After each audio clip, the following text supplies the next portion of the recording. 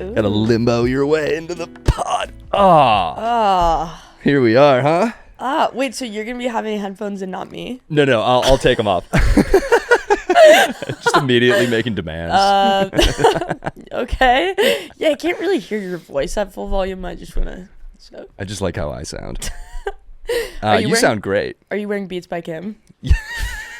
It's funny because Kim has never made Beats, but she's made a lot of money. Yeah. So. The most successful porn star of all time. Sexist. That was like one of the first videos I ever watched. I remember like I was at like a high school sleepover and we were all drunk and we watched it all together and it was more like a, oh my God. I'm like, yeah, I'm totally not gay at all. When was that? Wasn't that wild? Like I remember watching porn with groups of people. Yeah. Well, I honestly hadn't watched porn for like a very long time because I was so like just grossed out by everything at that point. I was just like, I don't want to see it fucking on a screen. And then I made friends with all these gay theater dudes and they're like, you've never watched porn before? And they like locked me in a room. Sounds traumatic. It's not traumatic. Is this what happened to you? Believe it or not, this is not at all what happened to me. I wish that was all that happened. This was the good stuff that happened. No, but it was like something silly like alien porn that they made me watch and I was like, ew. And so all of them were kind of like sick jokes. That porn was really soured for me at that point. Yeah, alien porn will do that. Yeah, who does right off the group bat. alien porn, by the way? It's not even acceptable to believe in UFOs back in 2017. They're ahead of the game. Like, I was not only are UFOs real, they're doing some wild stuff. My gay friends are very libertarian. Yeah, super accepting. Wow.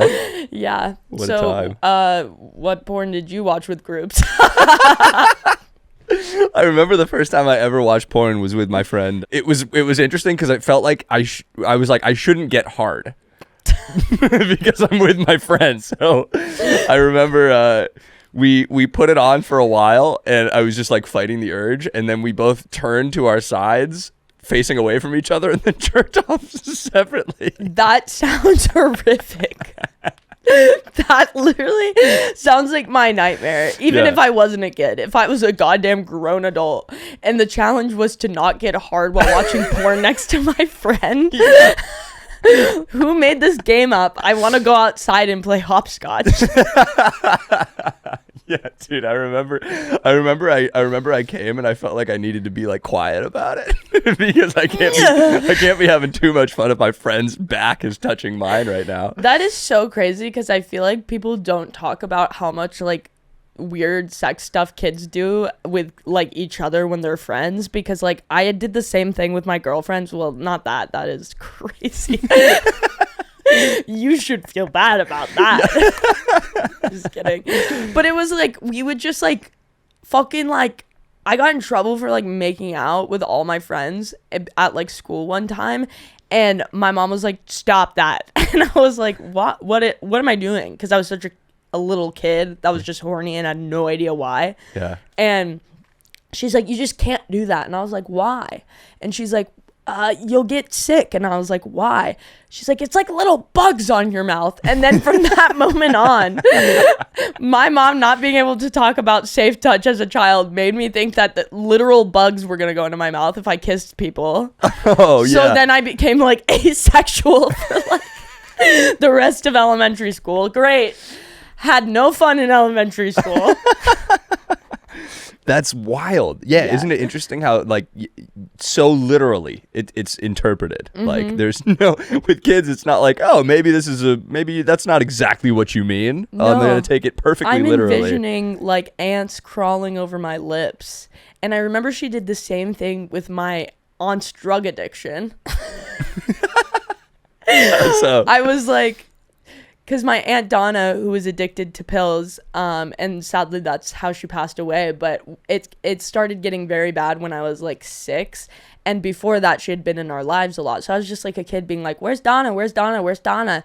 And my mom like didn't know how to say it, and then she got sick of it one day and she was like, Donna is mixed up in the head. And so I just was like, so she's like constantly mixing like baking stuff. Like I just always imagined Aunt Donna like mixing. And that's why she couldn't come over. And I literally can't think of a worse way to explain to a kid about addiction. Donna's a baker and she's consumed with it. Yeah, I'm like, we should get her out of the oven zone. We gotta play outside or something.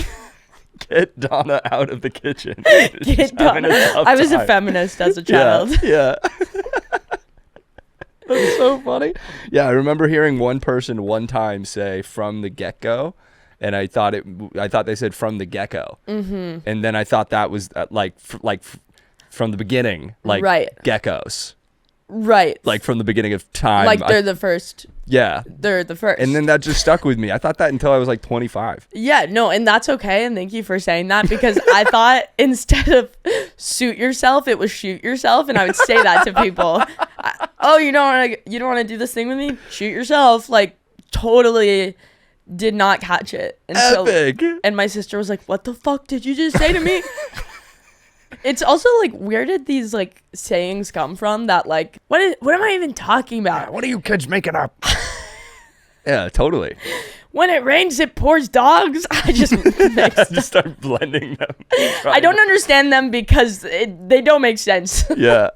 Because I don't actually know what they are. Yeah.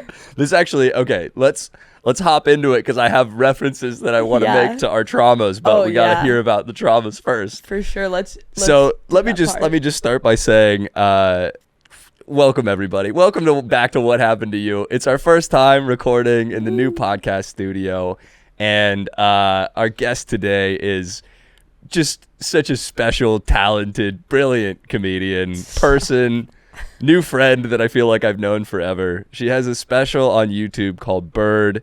It is really, really fantastic. There's so much that you cover that I want to talk about, but I'll let you tell the story before I jump into the questions. Disassociation, there's so many things that are like incredibly relevant, even though we had such different, experiences. They're so similar in terms of the interpretations of what's happening. Yeah, totally. So you just did such an incredible job capturing it all, and it's something that everyone should go watch. So watch Bird now or after the podcast. And Kylie Vincent. Can you watch both at the same time, please? Yeah, just put it on. Make the views go up. Log the plays. Run them at the same time. Yes. Thank you for that lovely introduction. I am so glad that I saw your clip from the documentary, because I was like, it literally felt like the one time the algorithm has gotten me. Other times it's like, Sabrina Carpenter had sex, but who cares? I want molested comedians on my page. And I got that, I'm so grateful to have watched that, and like also meet someone that has, like you said, like-minded stuff and similar experiences, but you also do it in different ways that are brilliant and ingenious. And I look at it and I'm like, oh, what the heck? How did you even do that? But you're amazing. Thank you for having me. Thanks, dude. Yeah, Bird, it's like a memoir about my life, which is weird to say because I'm 24, but I think I didn't even know my life until I wrote that in a strange way. So I just started off writing about my family during the pandemic in my notebook, and I'd never been super open with people about my abuse at that point. And I couldn't even get myself to write in my own personal journal that was just being read by me, out mom and dad. So that's when the animal allegory came in, because we used to call, when my dad got angry when we were kids, we used to call his face the gorilla face. It was just kind of sort of like a vibe reset to make it kind of funny that our dad was abusive. We're like, oh, look at Mr. Gorilla Face. Don't hit me again. Trigger warning, I don't know. No, it's all good. The people that are listening to this podcast very much know what they're getting into. Yeah, well warned. Yeah, totally. And so I kind of just stayed in that world a bit because it felt enough disassociated from my personal experiences, and just envisioning it as this kind of what we were doing in the moment, making it like a very cartoonish almost. Yeah. And I wasn't quite sure what I was gonna do with it. I thought I was just writing something that was gonna be in my laptop forever, and I was gonna be like, good job letting that out, Kylie. Yeah. But then, you know, I had been doing stand-up for a couple years at that point, and I think the hardest part with stand-up that I had was that we were so limited to like the 10-minute showcase sets and whatnot, that I felt like I did want to tell my story, which I literally can't believe you did that. Like in that 5-minute tape that I watched on YouTube of just like you doing molested material, 5-minute set. You're an actual psychopath for that. In my opinion, I was like in shock. I was like, this is crazy. And you fucking pulled it off. Everyone loves it. I'm like, the first thing this guy says tells you about him, he's molested, and he's the most charming, goddamn funny guy ever. Thanks, dude. I appreciate it. Yeah, it's so I feel like I don't have that, which is totally fine. I have other skills, but I am more of a long-winded person, and I think you have to sort of get like my nuances before I can wrap you into something so dark, because I do have something untrustworthy about me. Like there's just like she's a little squirrely like 24-year-old, but then I want to be like, especially when I'm telling. You think? I don't feel that way. Maybe you don't feel that way because you've like watched Bird in its entirety. I think like you could maybe get that perception from seeing me like on a show, and then you kind of realize it's like, it's sort of, I mean, it's me, but it's sort of like a defense mechanism for everything else that I feel and experience and think about on a daily basis. Yeah.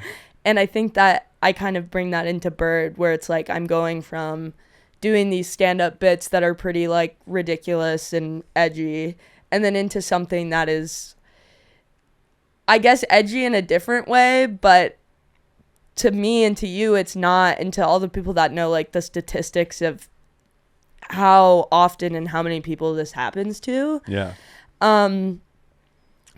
I think that nuance, it is like part of my disassociation. So when I filmed Bird, I wanted it to feel that way. I wanted it to feel like going in and out of that, and seeing the audience be there and disappear was important to me. That was one of my favorite parts. And it felt like you also captured the aloneness very like authentically. And it's funny too, like when you're talking about like, yeah, people think that it's like edgy when we're talking about like, when I was getting molested, I wasn't like, oh, this is edgy.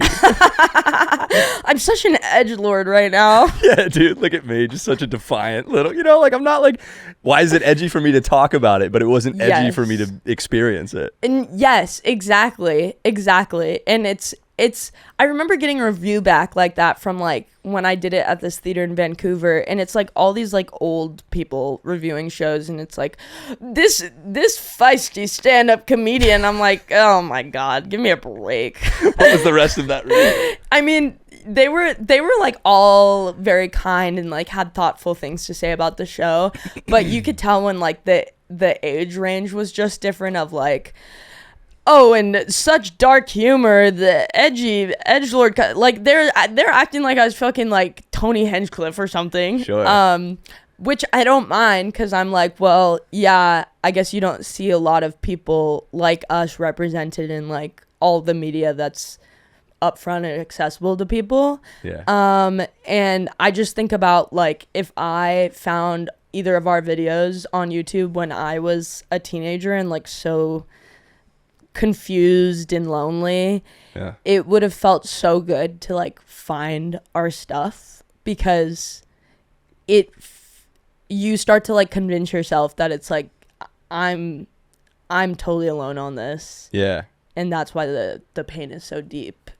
Totally. And I think that was such a feeling I had watching Bird, was I was like, here's somebody who without needing to meet you, I know how I feel, which immediately creates this like deep connection where it's like, we've met each other a couple of times and I'm like, I've known you forever, dude. Because in a way we've had these simultaneous, without having to explain to you why I felt the way that I did or what it was that I was even feeling, you have a innate understanding of that. Yeah. That is one of the cool things about trauma, is that it can bond people in that way. Trauma bonding is like... We have like twin telepathy for molested people. Yeah, exactly. I start getting like a buzzing feeling and I'm like, Sebastian's having a panic attack. Yeah. He's watching this from third person right now. He's completely out of his body. Oh, there he goes. Yeah. Up in the sky.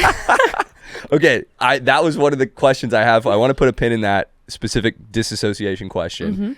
Let's jump into what happened to you from wherever you would like to start. Whoa, interesting. Okay. It was a sunny day in California. I'm a hack. Okay, so my dad touched me. It's definitely more complex than that, and I just think that's the funniest part of it, and I think I think it's so funny because it's just like it feels so abrasive, but like then I think about like we were talking about this the other day. All the stuff around it was like.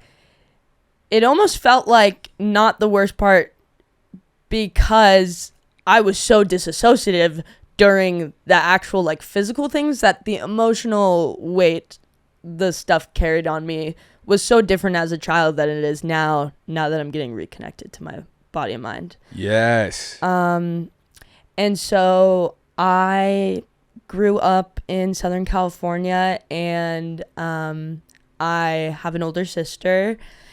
And I had parents once, and so awkward to talk about the like.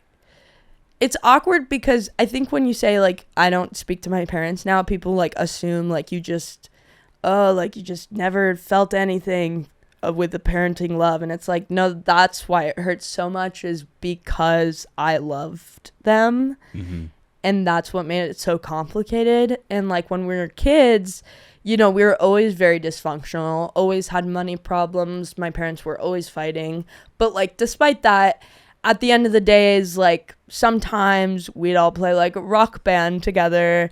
And sometimes we'd go camping on the beach. And it was like still my dad like couldn't sit down. He'd be like, I'm just having such a relaxed time. And he's like, can't stop moving. It was horrible.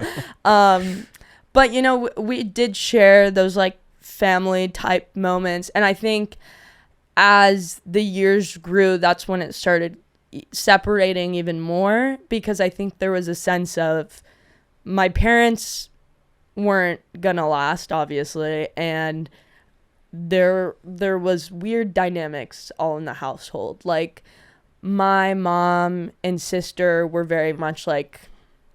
a team and like my dad and I were a team, so there was already like weird inappropriate relationships forming, and like it made me feel like my mom hated me, and then it made me feel like my dad thought I was special for some reason, and he thought I was special more than one way.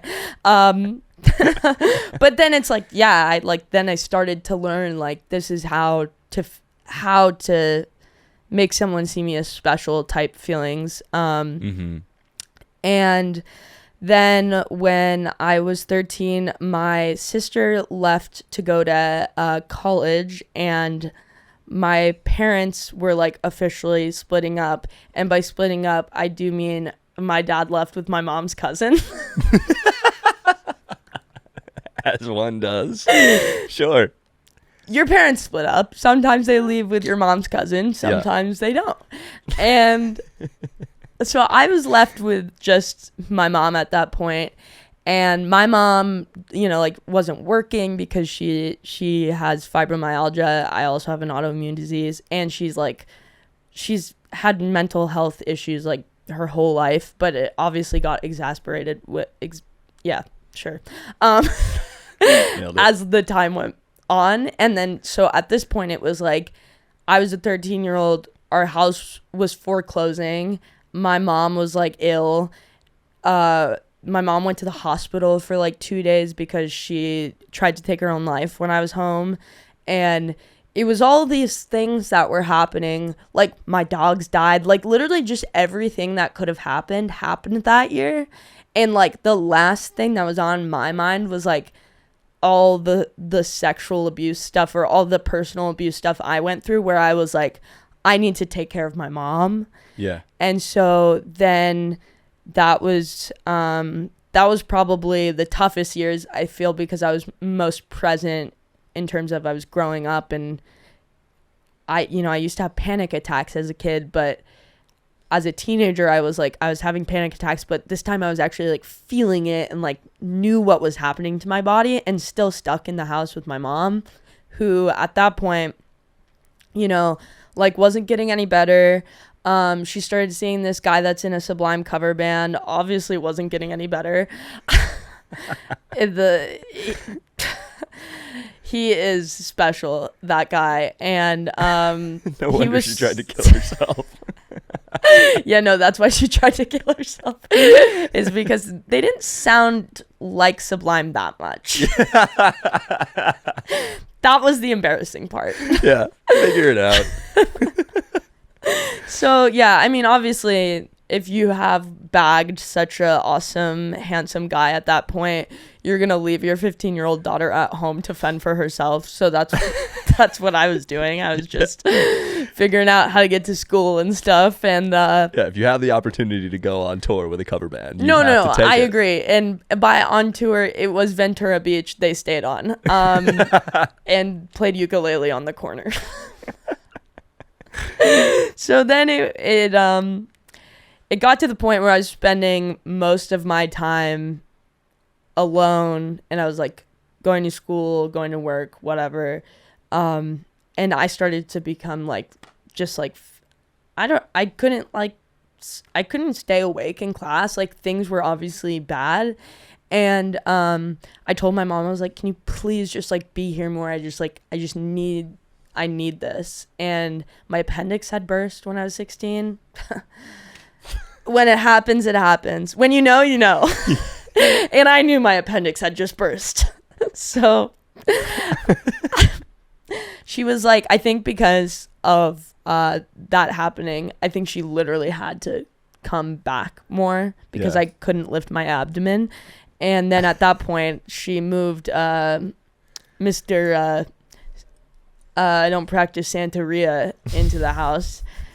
What a pleasure. And it got worse. It was such a huge mistake for my appendix to burst, because I was like, I should have just lived alone for the rest of my teenage life. This is horrible. Yeah. And so then I did move out when I was like 17, and it was tough. And then I moved to New York, and now there's like all sorts of complicated lingering feelings and things that I'm still learning. I feel like I learn stuff like almost every week, and it's not intense, but things do come back to me, and I'm like, oh, that is something to unpack again. Great. Yeah, I feel like that's happening all the time. Yeah, nonstop. And the more we get back into our bodies, the more it comes up. Mm-hmm. But that's a good thing. Yeah, I think that's what took me a long time to understand, and am still like actively reframing, because I'll catch myself panicking about something that has no weight. Yeah. That I've imagined this weight from belief systems that originated during the molestation, during the trial. I am not enough. If people don't like me, I'm going to be in danger. My family's going to be in danger. Like all these things that are coming to the surface, but they're coming to the surface because we're ready to feel them. Mm-hmm. And that's, instead of it being like, how I'm still fucked, it's just like, it just keeps coming up. What do I do? Yeah. It's like, this is great. It's scary when you don't want it. Yeah. Because I didn't want it when I was a teenager, obviously. I had a lot of shit going on. Yeah, or as a child. Yeah, I didn't want it as a kid. Believe it or not, I wasn't asking Believe it or for not. it. Yeah. And I was in a psychology class in high school, and they taught us about false memories. And so that was like perfect for me because I hid behind that for years, where anytime like those feelings and memories would come up, I would just like fall back on like, nah, I'm making shit up. Classic me. Yeah. Oh yeah, because how much easier would life be if we were imagining all of this? I feel like I one of my core fears is that people don't believe me or won't believe me, and it's interesting. I have no trouble getting people to believe me that I was molested. Nice. They're like, you were molested like the minute they saw me. You know what I mean? They knew before I told them. Yeah, right. Well, it definitely comes from the trial because it wasn't even really on my radar. Even when I was testifying, it wasn't really occurring to me that some of these jury members are going to be like, this kid's full of shit. Yeah. I was like, oh, I'm going to go in here and tell my story, and then this sucks because he's going to go to jail. That shows how pure you were too at that, being like, of course, because this happened and now we're here. Yeah. That's the natural next step, but of course it's not at all. Yeah. And you just don't even, I didn't realize until I found out that he did not get convicted and it was a hung jury. And it's also funny that my brain didn't at all really register like, oh, 6 people said yes. Yeah. It was just, there's somebody somewhere that doesn't believe me. Yeah. So now I need to make sure that isn't the case ever again, because if it is, then we'll all be in danger because he won't be in jail. It's just crazy because I'm like, why would any kid want to just go up on the stand and say this, no offense, embarrassing shit? Like, what? Like, no one was dabbing me up for getting molested by my friend's no dad. one was jealous. Nobody. None of your friends were jealous that it wasn't them. Yeah. It's also like, when you think about the motivation, what could he have done to me to make me make that up? Right. There's nothing. If he takes away my Xbox, I'm not going to be like years of touching my dick.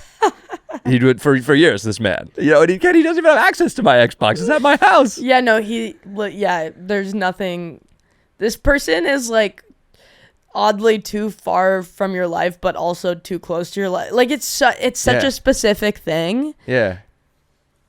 And also to have your friends testifying. I just feel like kids don't just feel like going to court. Yeah. Yeah, dude.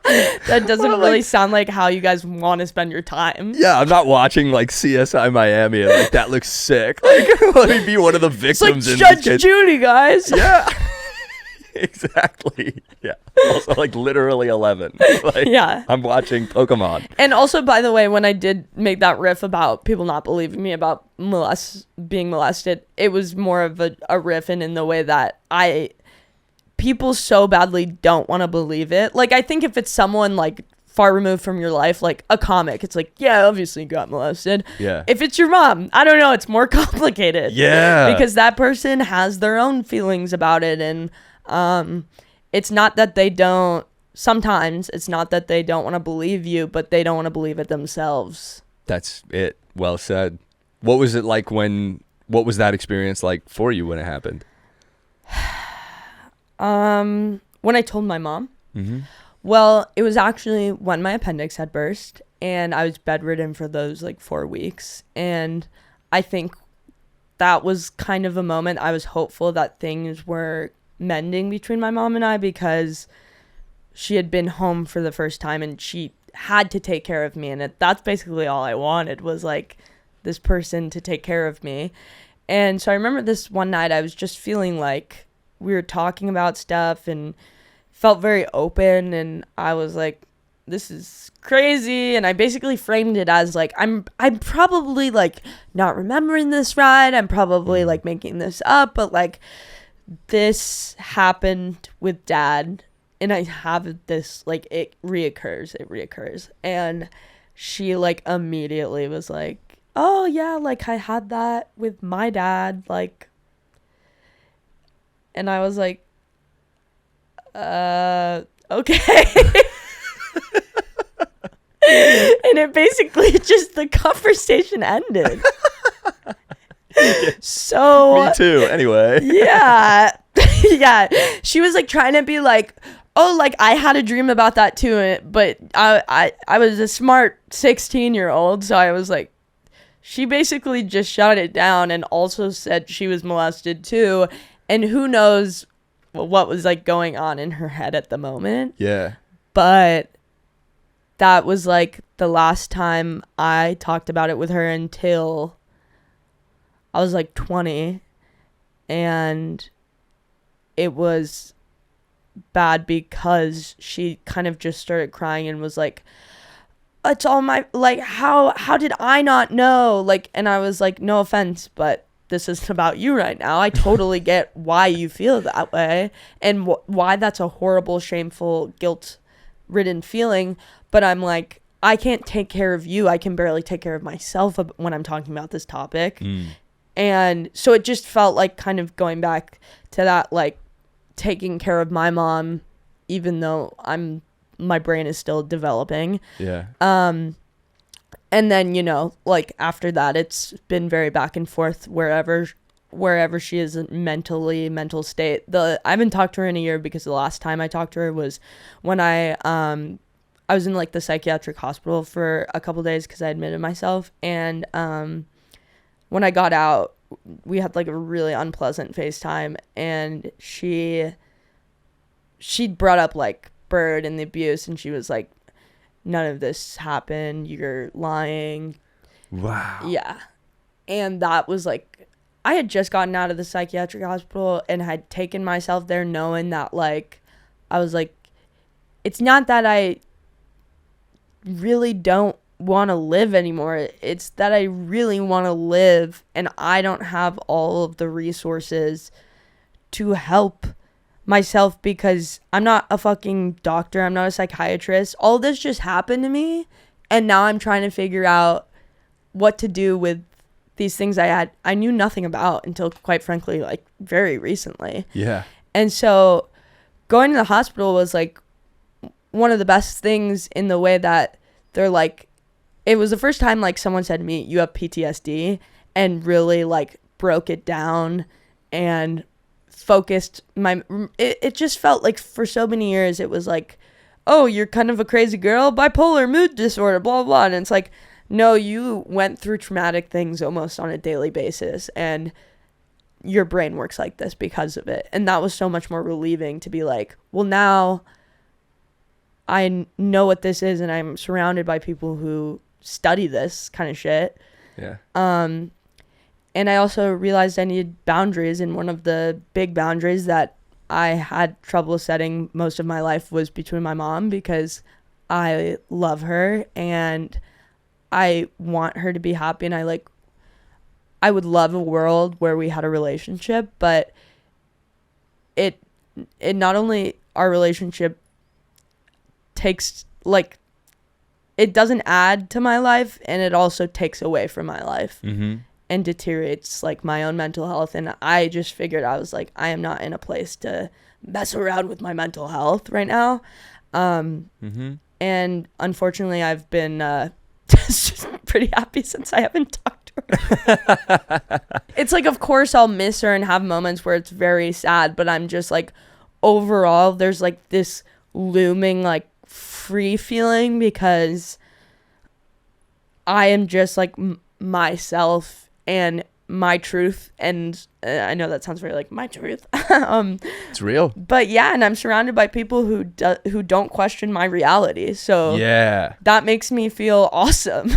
Especially by contrast. Yeah. If somebody that you love has been questioning your reality, somebody whose opinion you deeply value, it's hard to not have it ripple into your own questioning of your own reality. Yeah. It's really interesting, the recognition that this is somebody that you love, and also knowing that this is something that you need to do. You need to have this separation. It's basically you're prioritizing, it's self-love. Yeah. It's you're giving yourself what you know you need, even at the you know, quote unquote cost of losing somebody that you love, or just temporarily, or whatever you decide to do. Yeah. like I remember when during the molestation, a big reason why I didn't say anything for so long was because I loved my friend.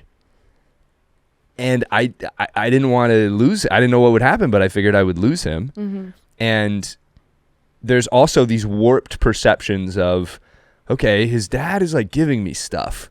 He's giving me toys, buying me things. Mm-hmm.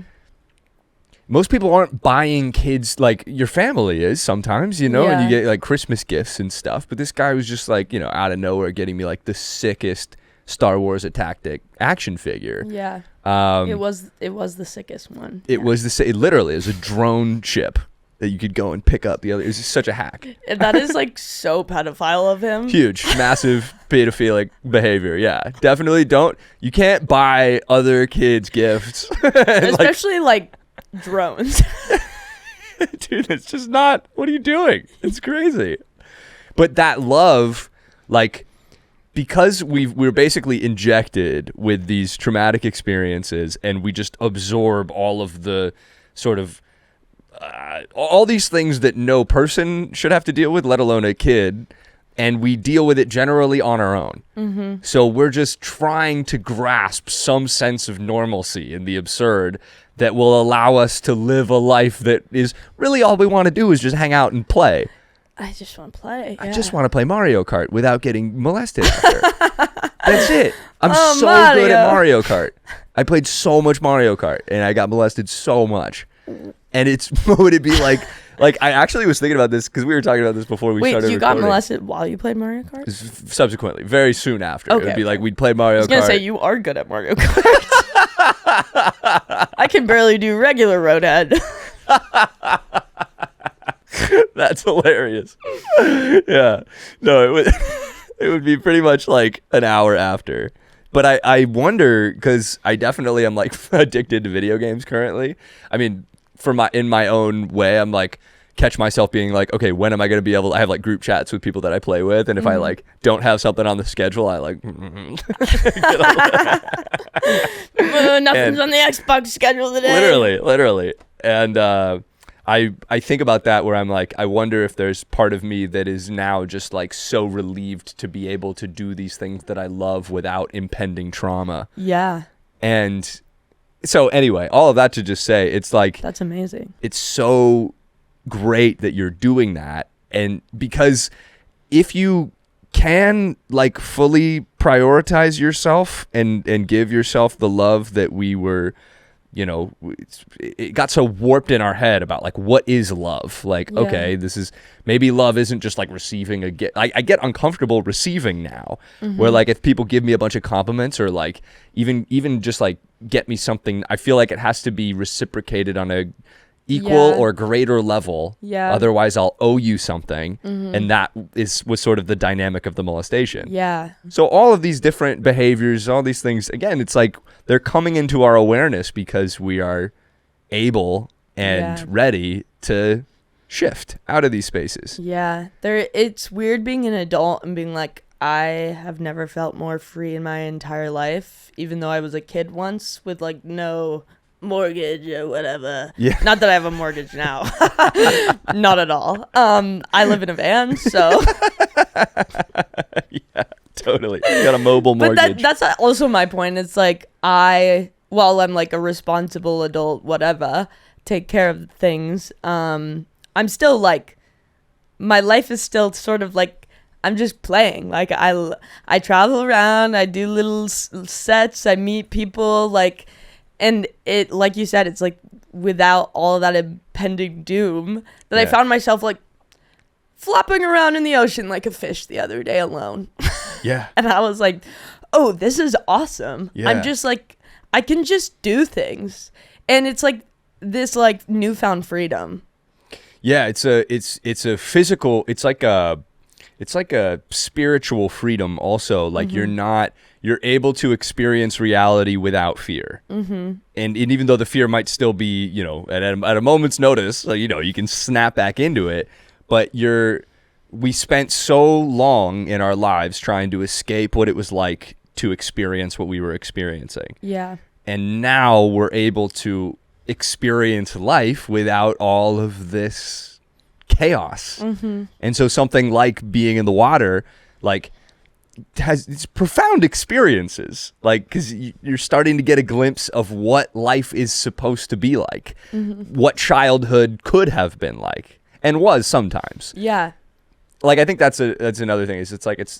I felt like I was very good at compartmentalizing it, where I would be like trying my best to not think about the fact that I was actively being molested during that 2-year time span. Yeah. And now that it's all like coming up to the surface and, starting to learn about how suppressed emotions work, it's like, no matter what you think is going on, it's there in your body until you feel it. And I think people also forget that it's like, even though you're a child, you can feel also like the fucked up power dynamics behind it, that makes you angry. And I feel like, I can't speak for you, but as a kid, things made me even angrier and frustrated with myself because I didn't understand it. So I was like frustrated that I didn't understand it. And I was like, maybe it's my fault, because why would someone do this if they love me but I'm not understanding it, blah, blah, blah. Yeah. Like, you are having like these complex thoughts and emotions where it's not like just like in the moment, I feel gross, like whatever. Like, it's also like, it's breaking down how you feel about like people in the world and power dynamics. Yeah. Oh my God. Yeah. Like the hodgepodge of suppressed emotions. It's not like it's nicely compartmentalized into like, okay, I'm going to store my anger over here. Yeah. Just my I exclusively keep fear in my penis. It's just full of fear. What a horrible life you live. Yeah. My dick is terrified. Oh my God. He needs a sweater because he's shaking. Yeah, dude. Literally haven't been hard since the molestation. And I was really hard then. So hard. 2 years. Crazy. But yeah, so like you have, as we're starting to have these emotions come up, it's often like things that don't match what's happening in reality right now, because these emotions are from a different time, a different reality time period. Yeah. My therapist told me this thing once where she was like, when you suppress an emotion, it's like you have like it's like a pit of snakes. Every emotion is like another snake, and you bear in your body is like the pit in which they can be stored. There's a finite amount of space that you can suppress emotions into. So at a certain point, you have something happen in your reality and you're like, oh, that makes me feel sad. Not going to deal with that. And I push it down. I bury this, and there's no space left. So other snakes or emotions start coming out to the surface because you're trying to bury it, but you're out of space. So something that was making you actually feel sad in this moment, all of a sudden you start feeling angry about something and it doesn't match. Yes. Also, do we have to use snakes? Just going in your stomach and going out? Nah, not at all. The reason we actually use that is somebody... You were like, and then the snake's coming up, going through your hole from the toilet. You know, like the fear that there's always, I was like, right. Let's get all the snakes out of there. The only reason, no more snakes in my body. The only reason that I used that analogy was, or the reason that it came to be like that was because when we were doing EMDR, I felt like there was this, there was this uncoiling of tension. Yeah. It was like, and then it started like I could feel this tightness like moving through my stomach, and it felt like a snake was like coming up and out. It was a rope. Yeah. We're going to say it was a rope. Just anything other than I'm snakes. like sick on this podcast. It's a rope. No, but also what you said about like, then you have this anger towards things that don't really match up to. I resonate with that so much because I always felt like a bit of me was like a little crazy when I used to be a little more emotionally reactive, and it was confusing and frustrating because I was like, why am I getting so upset about something so small, but I can't even get upset about the fact that my dad touched me. Yeah. And it was just like all of this, the way my like I kind of think of myself as like the operator body, and it was like all the things had to be done because I mean that's not even a good analogy. That's fine. But yeah, I don't know. I gotta think of something like snakes. Yeah. No more snakes.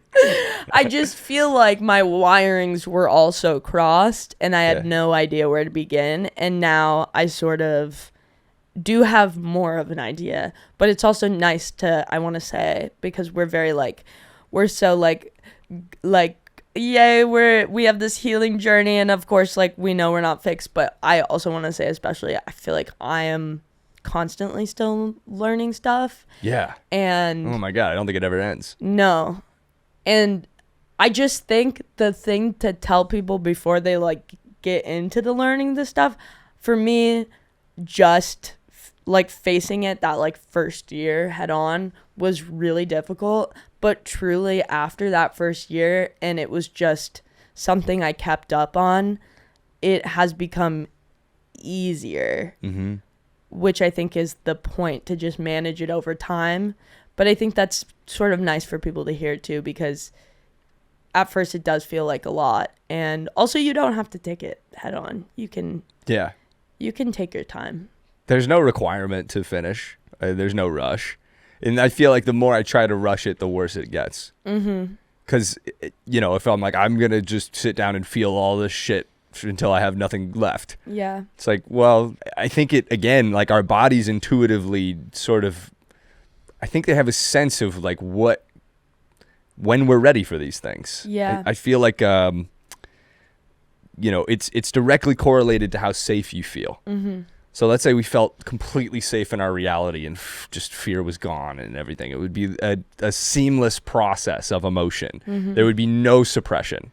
It would just be, you start to feel something and it just happens in real time and then it's gone. Yeah. Which is the funny thing that we're like avoiding I think there was a stat where it's like emotions last on average like 60 seconds or something, maybe 90 seconds. I don't know the exact time frame. I swear I got molested. Don't question my reality. It's literally so much shit that I do. Is just 65 seconds, I think it was. He touched my dick for 10 seconds, 12 seconds. Fuck. Who cares? He touched my dick. Yeah. Why does the time matter? It doesn't matter. There's no concept of time when you're getting molested while playing Mario Kart. Yeah, dude. I'm literally watching I'm on Rainbow Road. Rainbow Road doesn't have time. It's a space continuum. You say that on the podium? Yeah. Like after the race, first place. Help me. God, you're so good at Mario Kart while getting molested. Yeah. You ever play Beerio Kart? Like where you have to finish a beer before you finish the race? And you would like multitask and like you couldn't drive and drink at the same time. Yeah. Trying to think of some extrapolation to molested Mario Kart. Oh, actually Beerio Kart isn't a thing that you grew up doing. No. I was like, I thought you were from like a nice place. Beerio Kart? Just 9 years old, just shotgunning beers and getting molested. So you didn't tell me about the Beerio Kart part. Yeah. And they're like on the stand, so you're drunk while he's molesting you. So you're asking for it. Yeah, exactly. You're a fucking kid. Yeah. Yeah. How can we trust your story when he gave you alcohol? His kid doesn't remember. You drank it. You chose to drink it. Yeah. And then you chose to play Mario Kart, and you get molested when you play Mario Kart. You're not 21. Why are you drinking? You're not supposed to have sex until you're older. So it's a hung jury for him, but we're throwing you in jail for drinking, 9-year-olds. Yeah, MIP. Yeah, exactly. Crazy. MIP. Did you have those minor in possession? Did you guys ever? No, but no, because I was like good. Yeah, sick. Yeah, I did. I was good in the way that I only smoked weed because that made drinking was like hard for me as a kid. Sure. I was like, damn, this is hard. But I actually was thinking about this the other day. The first time I got drunk was when I was 13. I had a bunch of, because I grew up in Southern California, so I went to a public school that had a lot of affluent people, so I had a lot of rich friends, and they had like such weird families. And this one girl that I was friends with, her dad lived in Malibu and had just remarried this girl that was like 24, and like this hot blonde 24-year-old girl, and we're like 16 or whatever. Wild. I mean, I'm 13. I swear. Fuck. I swear it happened. Like, you know what, who cares? Yeah, who cares? Like, it doesn't matter. And the fact of the matter was, this fucking 25-year-old, my friend's dad just married, was like wine drunk on the beach with me, like took me out at 10 p.m. and was like, come on, let's go smoke cigarettes. And so I got wine drunk with her, and she was like, he fucking hates when I smoke cigarettes. And I was like, I don't think I want to drink. That's good. This looks scary. Yeah, I don't want whatever this is. No, I don't want to be married to my friend's dad in 2 years. Yeah. Wow. Yeah. Wild. It is interesting thinking about like the behaviors that are like I've been able to conceptually identify, oh, this is I do this because of this. Like when we're talking about 60 seconds versus 90 seconds or all this shit. Yeah. I can catch I conceptually understand that this is not something I need to worry about anymore. And anyone who would be asking the questions that the defense attorney asked me now would be insane. I mean, it was insane at the time also, but to worry about those types of people and those, you know, it's like we don't need to tiptoe through reality to make sure we maintain the perceptions of people that are thinking like that. Yeah. They're not going to be on your side regardless of if you get the numbers right. I have a question for you. Yeah. And you might have not even explored this, or it might not feel good to explore, but thinking like about the jury and like hearing those recordings and, you know, the questions they asked you, would you ever like want to take legal action against like his defense team specifically for using rhetoric and like putting you in a position where you were set up to fail as a child and caused long-term damage? Yeah. Clearly, you know, just a few things. Yeah, dude. I honestly, that was because I remember I hadn't really felt angry about the molestation until I got those tapes. And well, I had felt angry, but I didn't realize that I was still feeling angry. Yeah. Like when my therapist and I were doing EMDR, we spent so much time with her being like, you can do whatever you want, you know, take your anger out on this guy however you want to. And I just didn't really feel it. Yeah. But listening to those tapes and hearing them be like, oh, it's interesting that you didn't roll over. Like, why didn't you roll over before? You knew that he was coming in to molest Like you, a right? dog. Why didn't you? Why didn't you roll over like a dog, little kid? Yeah, totally. Yeah, and it's like I remember that's when the rage came back. Yeah. Came up. I feel that way too. It's almost like I feel separate from myself in that moment, that I'm just like, so many adults failed me as a child, that is like such a hard thing to grapple with, that not only was this going on, but I'm sure like those behaviors, like you said, like gift giving and like just signs and just seeing adult people ask you those questions in a court of law. Yeah. I mean, what did they think that was going to like do to anybody? Totally. I think there's a huge like either severe lack of understanding of like the ramifications of putting a child through that experience, or just blatant just like sticking your head in the sand. This is the America. This is the way this is the legal system and how things work. I'm now realizing it's kind of stupid to be like, have you ever considered going back to do the most traumatic thing that you've ever done? No, not at all. I've literally like thought about it. I've thought about doing like a civil case against my dad before, just for like really like a small amount of money for therapy or whatever, but just as like a statement of like, I know what you did and you're held responsible for it. But then I was like, I'm not gonna win that. Why would I put myself through that? You don't think? I don't think. I mean, I don't really. I think those cases never really do well, because they're like, prove it, and I'm like, what? What do you mean prove it? How am I supposed to prove that my dad molested me as a child? I wasn't collecting like samples or whatever. I wasn't vlogging. No. And even if I was, you'd be like, that's weird that you wrote a script and you said that and it's a story you made. Like they would find every way to fuck you. Yeah. Just like your dad did. Yeah, exactly. Truly. I mean, I've thought the same thing. Like I would like to go back because we had the option to do a civil trial after the criminal trial, and I didn't want to do it because I didn't want to have the experience again. Yeah. But also because I felt like if I got money, I would be taking that money away from my friend. So it felt weird to be like, right. But I have thought about going back and suing like for no money and just doing it for the like literally for the purposes of like I would represent myself. I mean, I'd get a lawyer, but like I would love to just so go legally blonde of you. Well, it would just be so funny to talk in the way that we're talking about it, right? Yeah. Just like, okay, so let me break this I'm down. your legal representation. I'm wearing this exact outfit. Yeah, we vlogged the whole thing. I mean, if you're no money and you don't hire a real person, can we lose anything? I don't think so. I don't think we can. They put us in jail for wasting their time. Yeah, totally. It would just be so like I would love to go back and answer the questions that I was asked as a kid now. Yes. And like just the rollover thing, like Yeah. the doc, it's like for the rollover to be ridiculous, it already has to be established that he's molesting me. Yeah. Why are we disregarding? That's the thing about like 10 seconds. Interesting. You said 12 seconds the time before. He's molesting me.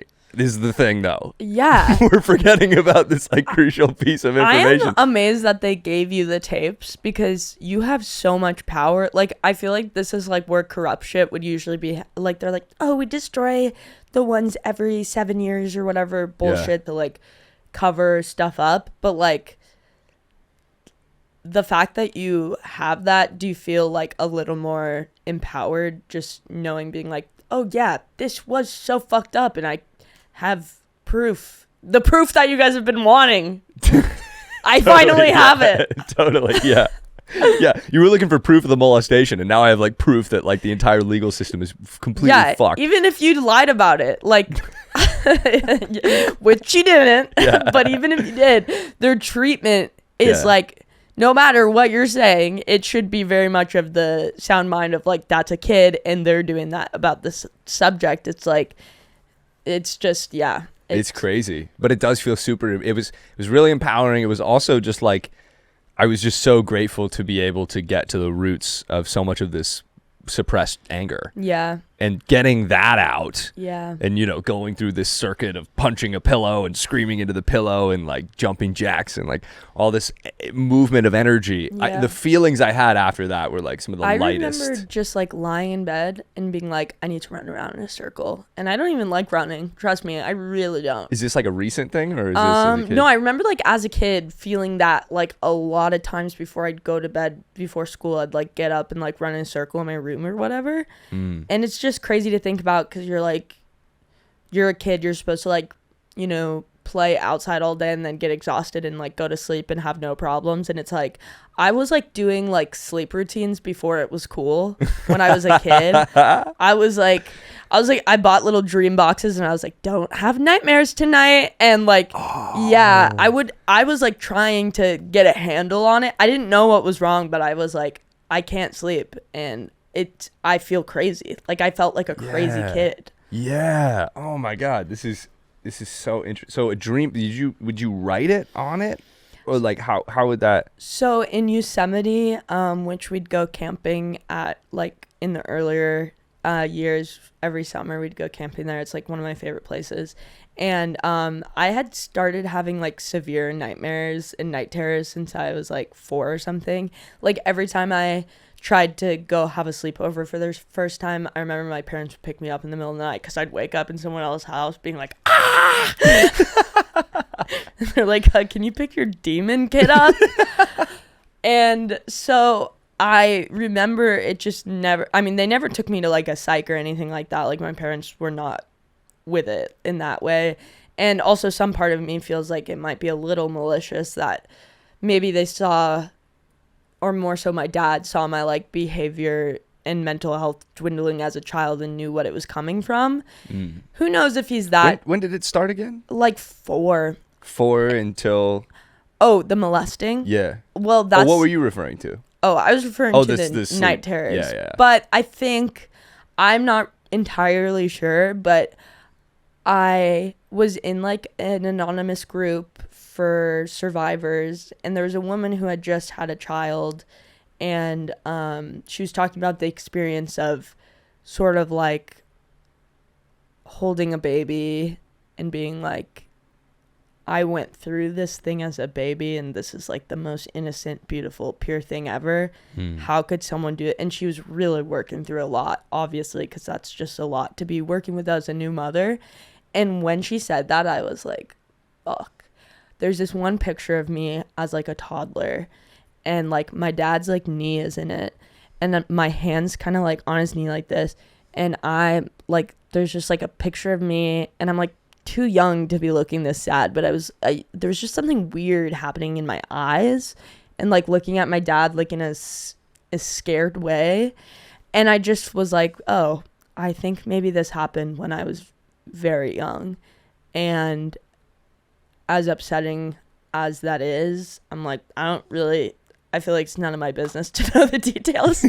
I'm like, please, I hope that I don't heal any more than I have and remember more. But it's disturbing, but I in some ways am glad that I know it in that general of a way, because it makes so much sense of like what she was saying. It's like this innocent thing, and like I think for so long I was trying to figure out what I did to have this happen to me, and then you just realize you're like, this is the most pure child. They don't, and someone just saw that and like took advantage of that. And that it has nothing to do with you. Yeah, it's never been your fault. And it's never been something you deserved. It's not because of who you are. It's not. We come up with all these rationalizations for it because we're trying to figure out, why is this happening? Yeah. And it's hard to not internalize it, as especially when we're going through it alone, that, oh, this is just something that like, this is happening to me because I'm a bad kid. Yeah. Or I'm a weird kid or whatever. Yeah. You internalize it because the entire experience is like completely isolated, and we have no help. Yeah. And that innocence is what a powerful experience to be able to, I mean, for the mother, and then also for you to be hearing her talk about that. Oh yeah. Sometimes I feel that way when I look at younger pictures of myself, and I'm like, wow, you were there's something going on behind the eyes. Well, and also just like no kid would ever deserve this. No. Let alone me. You know, it's like you feel isolated, and then obviously we start talking about it, and it's like, oh, billions of people are having these experiences, but it's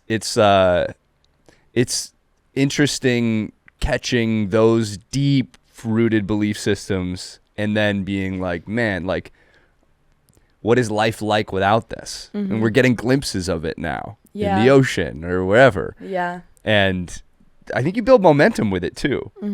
You start to be like, because you have to, you can't not feel your way out of it. If you don't feel it, you can't move past it. It's all like this temporary facade, and I feel like that's where, you know, the you don't need to know exactly all of the details in order to heal from what's happened, but you have to keep feeling it, whatever's coming up. Yeah, I think years ago, if that had happened, I would have been like, well, I'm immediately gonna pretend that didn't happen inside of me. Yeah. But I was literally like, oh. And it also, I happened to be in the group, which felt like a safe place because everyone feels that. And that's the time of the week that I went to feel that. Yeah. And if anyone's like listening and like has gone through similar stuff, I have had like really amazing experiences with group therapy with like people that are survivors, because I remember this one guy once said, like, in there, he's like, I don't feel like a freak when I'm in here. And I was like, yeah, because we're all freaks in here and it's totally chill.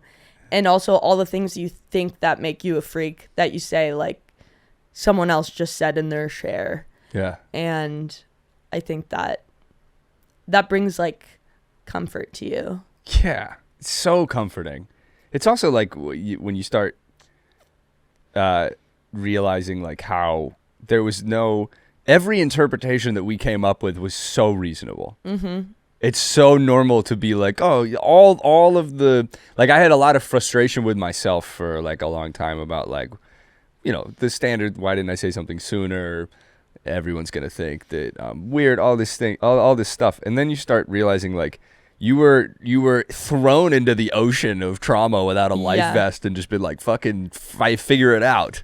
Yes, I think that's like one of my most frustrating things ongoing is like I didn't ask for any of this to happen, and then we do live in like a world where it's not very generous in how to like pick up the broken pieces and go from there. And I often feel lucky that whatever, like all the support that I've gotten around me from other people, and just being in comedy, like being really obsessed with what I was doing, I think sort of saved me in that way because it is like the bureaucracy shit of it all is horrible.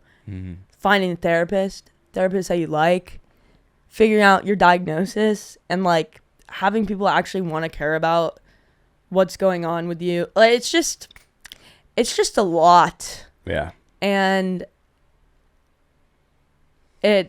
it's nice when you find like little pieces that fit, but also I think those things that used to be like, so I'd be like, I don't want to fill out this intake or whatever. I'm like, I just don't think that's a big deal anymore because I'm just like, whatever. Like I'm just I'm just a different girl than other girls. I think I was so like at times being like, I wish I was a normal person who could stay in crowded places.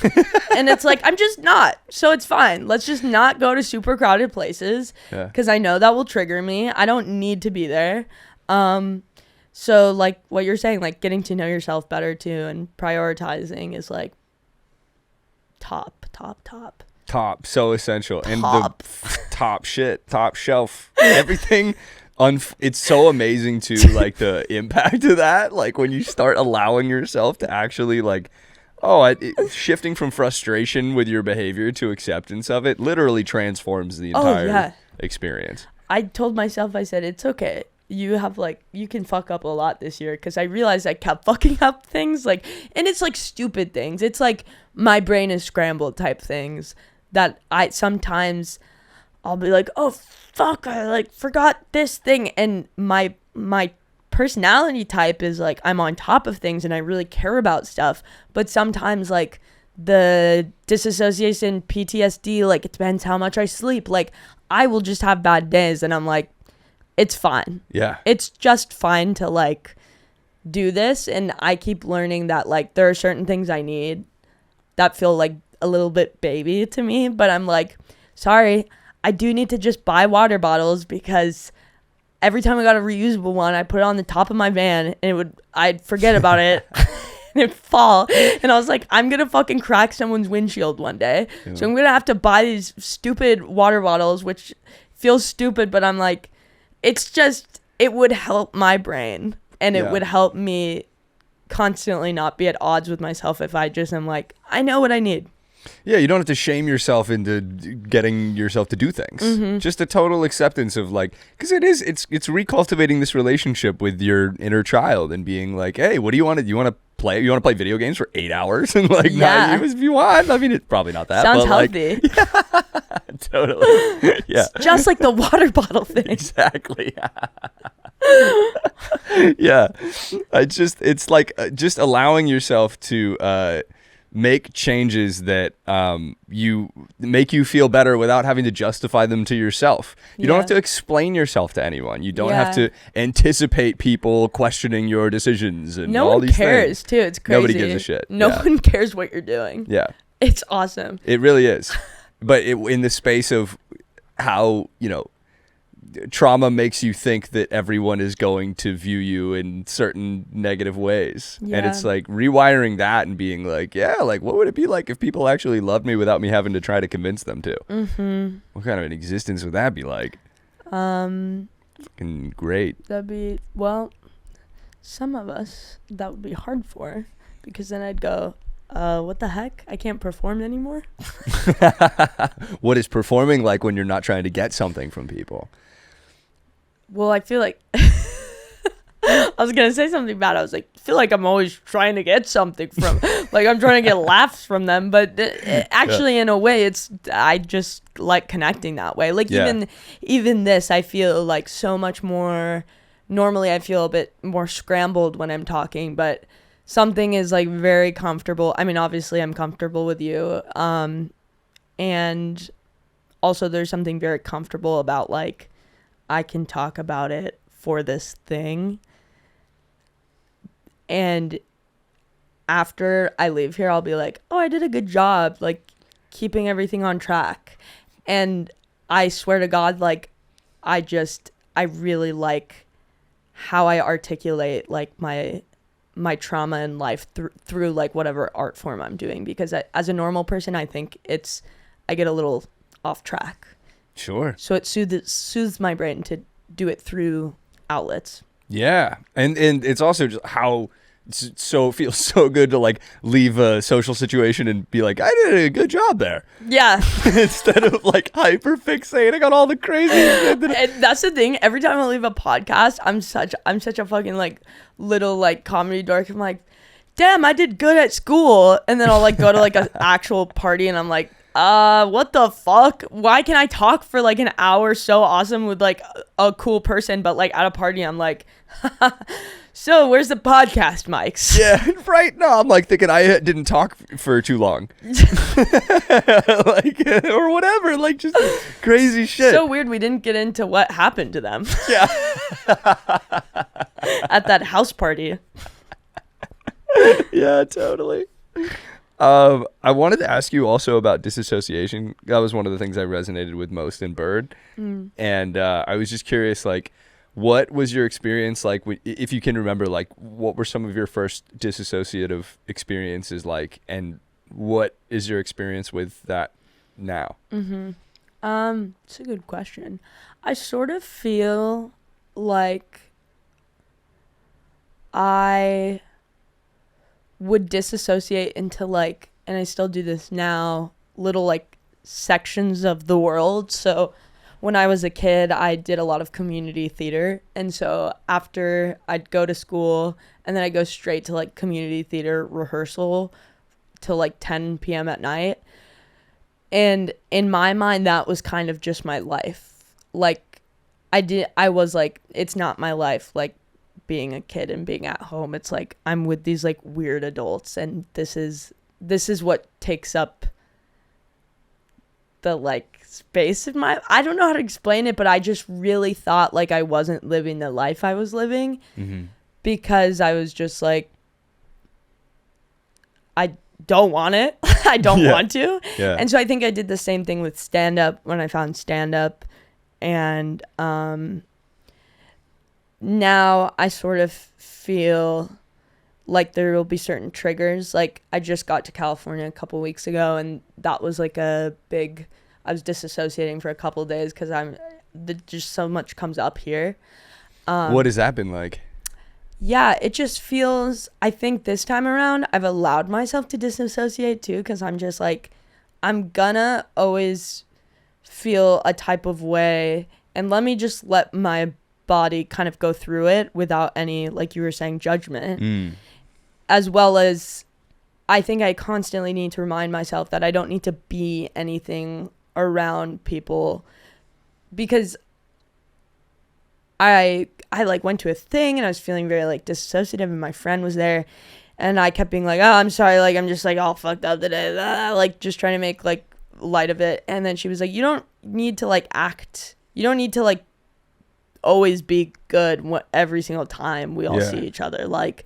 And I just didn't even realize that's a thing that people do. Like I'll be like, I need to like journal and take a lot of breaths, and I still do that, and it's important to have my process before I go into like spaces. But also I think it was just so much like piling through, going to school, being a kid. I'll be a kid at school, I'll be this weird community theater kid, and then at home I'll pretend like everything's cool. So like you were saying, it's a lot of compartmentalizing. And now I just don't really, I try not to do that because I'm like, it's totally reasonable that I do this when, for example, come back to California. So I just let it happen. For me, that's most helpful because I get really depressed if I'm like, oh, I wish I wasn't like this, or I wish this would stop. Yeah. I just kind of try to look at the signs of what kind of space I'm in. Like, for me, like, I smoke a lot more weed, too, because I'm just trying to, like, really not feel anything at all. And that tends to work if you can smoke a lot of weed. Dude, I've had that sequence before for sure. And I tell my therapist that shit, and she's like, yeah, like, it just, like, no one's ever gonna be perfect or have the perfect habits, but what you can do is just look at that and be like, okay, well, this week I just might need to, like, really be on top of, like, remembering to eat or whatever stupid thing you feel is stupid to you that is, like, actual survival mode for people like us that have different brain wiring. Just being more gentle, I guess. So good. Yeah, like the experience of disassociation, like we did that out of survival. And so most of the time that we were disassociating, it was while trauma was happening. Yeah. So like now, if you're slipping into disassociation and you allow yourself to experience that, just because it's what we've been trained to do, I think at some point your brain and nervous system, I mean, I don't have the science on this, but I imagine that if your brain and nervous system is switching into disassociation and then also simultaneously being safe, the urge to disassociate or the tendency to do that will decline over time. If you just accept it and you're like, you could even like sort of like self-parent in that moment. Yeah. Be like, okay, as we shift out of this reality for a little bit, just know, like, we're here. We can come back whenever we want. Oh, yeah. I'm sort of like, yeah, I do it like I'm talking to, like, a friend now because I'm just like, dude, we're just going to chill right now because you cannot, like, you cannot do all the things you think you need to do right now. Yeah. I think, honestly, my dog, Bonnie, helps with that, too. She's, like... She's like a perfect example of looking at something that's like so pure and like just fucking taking a walk is like, she is so happy and grateful, and me just watching her being like, I know it's like when you have a lot of trauma, it's not like you need to touch some fucking grass sometimes, you're having too much PTSD, but I am really like, oh, I could just take a walk. Like, yeah. I don't need to just force myself to live in a reality. I can just treat myself like a sick person a little. Yeah. Yeah, it does. It also like, it's a shift in prioritization from like productivity, quote unquote productivity, to like health, like mental health, physical health. Like I feel like now the most important thing for me to do on any given day is to do what I need to do in order to feel good. Yeah. And that doesn't always mean like happy. Sometimes it means crying, but just like being totally allowing of the emotions that I'm experiencing and like taking care of the things that will make my productivity infinitely greater. Yes. Because I can't be productive if I'm upset. No. Or just grind through my emotions. You literally can't grind through your emotions. No. Planet Fitness even says so. Do not grunt new slogan. and grind. Yeah, it's like not even close to what it is. What's their thing? Like a grunt dumbbell or fucking who cares? I just shower there. I don't work out there. That's awesome. Yeah, the grinding culture is pretty, and I was a toxic proponent of that too. I was like, gotta grab, but now I'm like, actually, I gotta fucking chill. I'm like constantly be like, oh my god, chill out, dude. Yeah, it's so safe to chill. We sound so awesome. Dude, we're a half block from the beach. It's so safe to chill. Come on. Like, and then also what you were talking about like feeling like you can wow, what did you say? I forget the phrasing now. I'm totally free now. See, like, perfect example. That forgetting of that thought right there, I could think about the fact that I forgot that thought Yes. so many times Yes. before the end of this conversation and after, infinitely into the future. Oh, that is one of the things. The memory frustrates me so much. Yeah. And it like happens in like kind of pretty important settings too, with Yeah. like comedians and like people I know, where I'm like, I don't remember you telling me that. I don't remember like sometimes your name. What? Yeah. What's your name again? No, but I hate to be like, I'm so sorry. Like I'm so bad at like forgetting things, and I'm like, I have PTSD, memory issues actually. Yeah. Like I would feel like mentally disabled when that would happen, when that would occur, because I was like, oh, just think about it. Like, why can't I just have the thought that I just had? Well, then it's just giving like, it's okay to forget that. It's Yeah. okay. It's kind of okay always. Yeah. Whatever it is that's going on. And you don't have to, like, anyone who would be upset with you for forgetting their name is not really somebody that you want to be friends with anyway. Yeah. Like, and we can be if you want, but like Yeah. if you're the type of person that's like, how could you, like we end up projecting these crazy personalities onto people out of our own fears, where like the vast majority of people will be like, it's completely fine. Actually, I'm Jeff. Nice Yeah. to see you. Whatever. Who cares? But we beat ourselves up so ruthlessly in our brains without having any like actual confirmation that this is doing anything positive. Yeah. And I think it's just it's sinking into this space that you are basically just enough, and like including your apparent fuck ups that actually have no weight other than the weight that you assign to it. Like that's what I mean, like me forgetting what it was that you were referencing. Instead of it being something that I'm just going to silently suffer about and think that you're upset with me now and all this I'm stuff. upset because I don't remember it.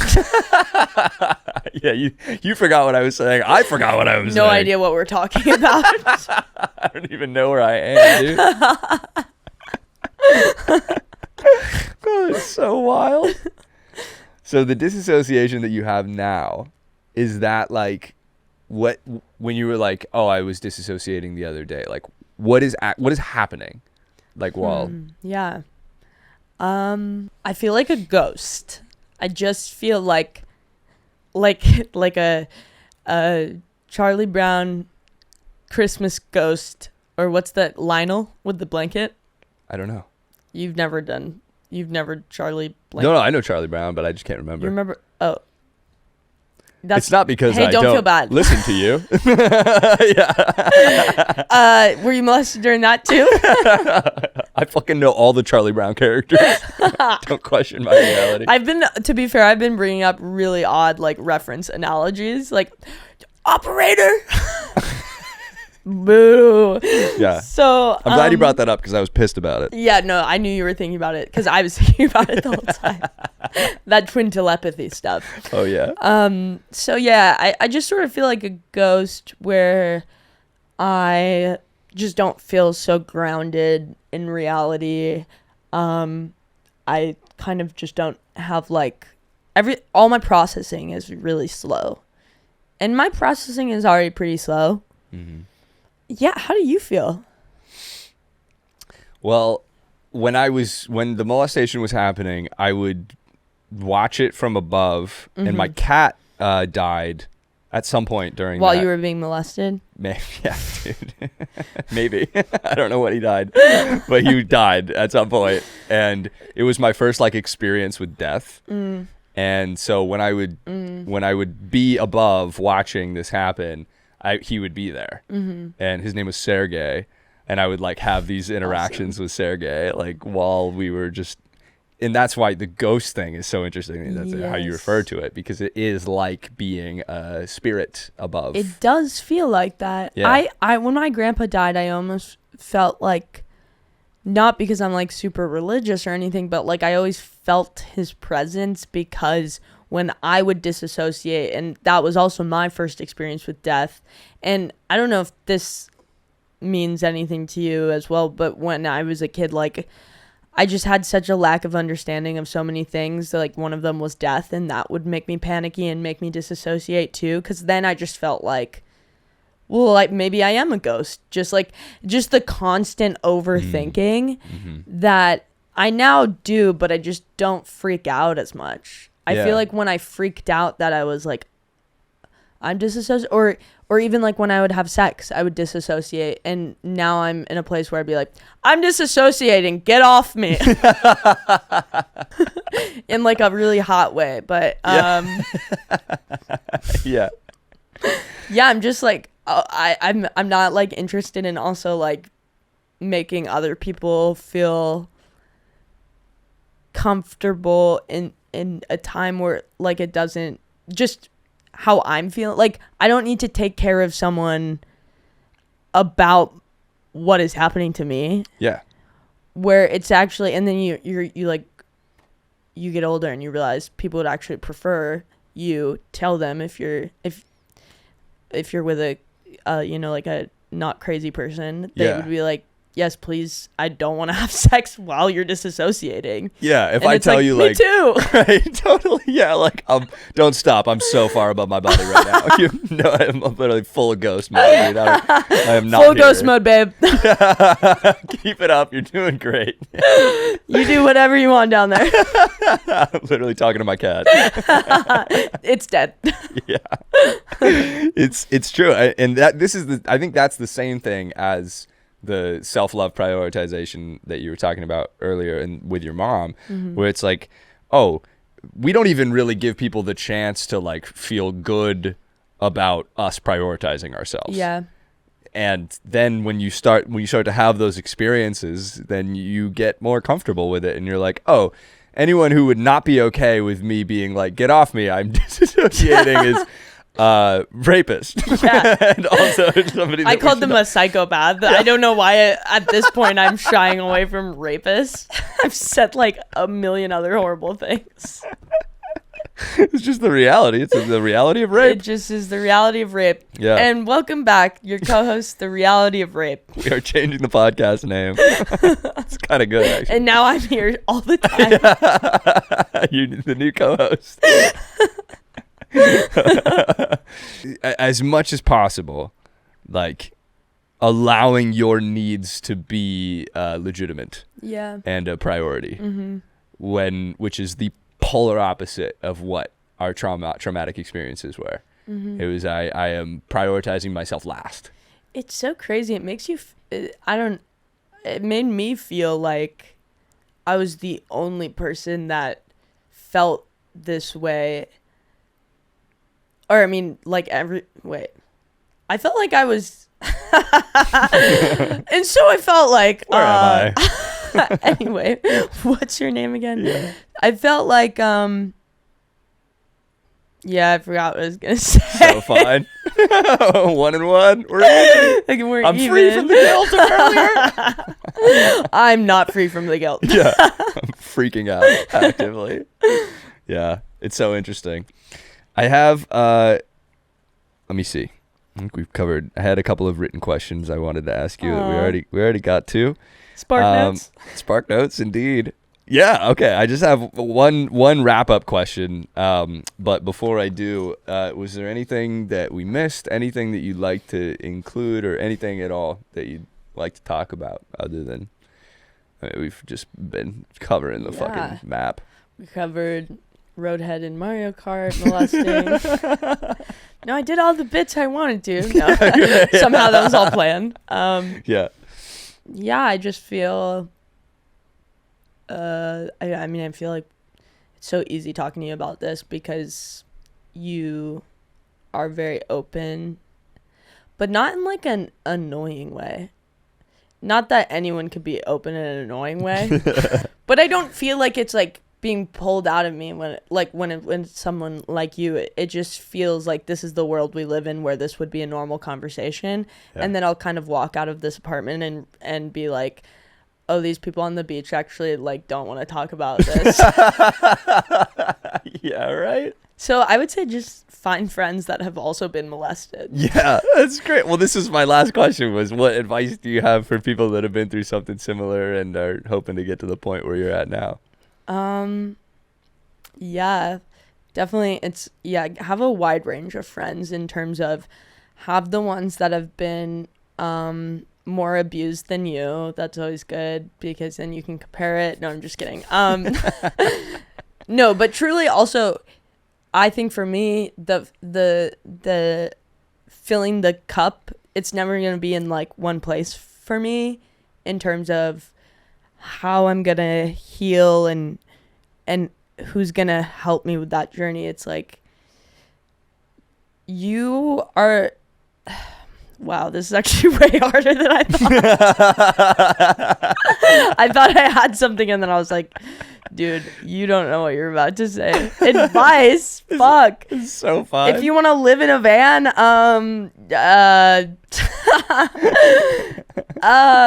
I think have things I think this year I learned to have things I don't care about so much too in my life. Like that I can do. Like collaging is, I could care a fucking shit about collaging, you know, like I don't care to like look up the art of collaging. I don't care if mine turns out good, but I do get to tear shit up and rub glue around, and it's something that's kind of artistic and is making you like last night I made one for a friend that I'd spent like 4 days with, and I made him a collage, and it was like all of these little things that I was like, this reminded me of you because you love Christmas, and this reminded me we met at a comedy show, and like it was like oddly such a healing thing to just be able to. I think comedy saved my life, but now that it's my career, it is my outlet, but it has a lot of weight to it, and to have things in your life that don't matter and that you can sort of, there's no failing with something like collaging, you know? Mm-hmm. Same with camping. It's like it is these things that are almost disassociating, but instead you're like, I'm just tearing shit up and making glue, and I'm just in the middle of the woods, and this is a socially acceptable thing people do, but actually it's like really good for just fucking around and climbing trees and stuff. Yeah. And feeding like that inner child, feeding the inner child, I feel like is probably the most important. Totally agree. That's like, and it's so, it's fun to be creative without like a goal in mind. Yeah. Like, or I have to show this to people and it has to be good. Yes. There's no attachment to the outcome. Mm-hmm. It's for the purpose of play. Yes. Which is something that we, that should have been our whole experience. Mm-hmm. We should have just been playing. And the more we can play now, the more it like is safe to come back into our bodies and be like, this is actually really fun again. Dance, baby, dance as much as possible. Yeah. Just do weird things. Yeah. Do weird things and don't explain them. Oh my god, yeah.